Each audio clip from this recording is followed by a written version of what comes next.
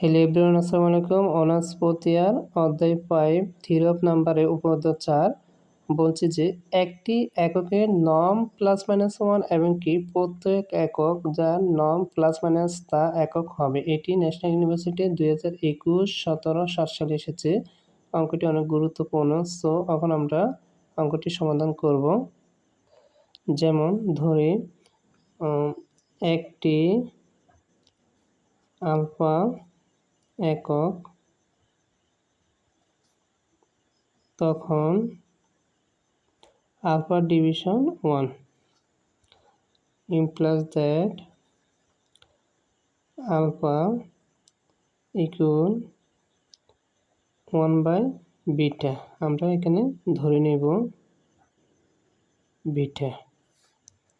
So implies that alpha beta গুণ করব, alpha beta equal হচ্ছে 1। এটাকে আমরা 1 নং সমীকরণ ধরব।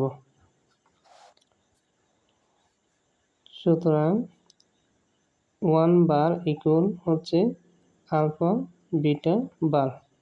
তো লেখা যায় ইমপ্লাস দ্যাট 1 বারকে লেখা যায় 1 ইকুয়াল, দুটোর উপর বার আছে, আলফার উপর বার আছে, বিটার উপরও বার আছে, তো লেখা যায় আলফা বার বিটা বার। এটাকে আমরা লিখতে পারবো 2 নং সমীকরণ। তো এখানে আমরা বলছি কি নন আলফা নন বিটা। নন আলফা নন বিটাকে লেখা যায়, আমাদের এখানে একটা সূত্র প্রয়োগ হবে। নন আলফাকে আমরা লিখতে পারি আলফা আলফা বার, আর নন বিটাকে লেখা যায় বিটা বিটা বার। সো এখানে আমরা লিখতে পারি equal alpha alpha alpha beta expression বা যেগুলো খুব বার আছে এগুলো অপর পাশে নিব। তো আলফা বিটা, আর এখানে আছে কি আলফা বা বিটা বার ইমপ্লাস দ্যাট। এখন আমরা আলফা বিটাকে কি লেখা যায়, আলফা বিটার মান হচ্ছে কত 1, এখানে আমরা 1 বসাবো। আর এখানে পুরোটার উপর কি আছে আলফা এবং কি বিটা আছে পুরোটা, তো আমরা লিখতে পারো 1। তো আলফা এবং বিটার উপর বার কি লেখা যায় 1 লেখা যায় 1 বার। তো আমরা জানি 1 বার মানে হচ্ছে কি 1, তো 1 1, তো 1 দ্বারা গুণ করলে হবে 1। তো সো এখানে আমরা লিখতে পারি যেহেতু non alpha non beta belongs to Z একটি পূর্ণ সংখ্যা, ইমপ্লাস দ্যাট এটা একটা কি পূর্ণ সংখ্যা, তো ইমপ্লাস দ্যাট লেখা যায় নন বিটা ইকুয়াল প্লাস মাইনাস 1, মানে দুটোর মধ্যে আমাদের প্লাস মাইনাস 1 থাকবে।